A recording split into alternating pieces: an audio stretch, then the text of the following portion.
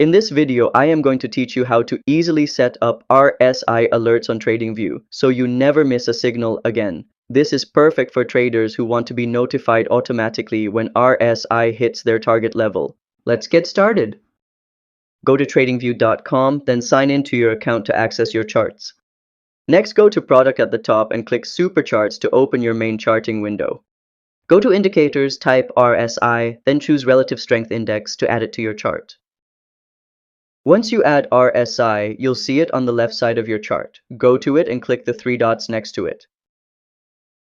Click Add Alert, then customize the alert conditions depending on your trading strategy. Once you are satisfied with your settings, just click Create to activate your RSI alert. And that's how to set up RSI alerts in TradingView. If this helped you out, don't forget to like and subscribe to How to Tutor for more quick tutorials. See you next time!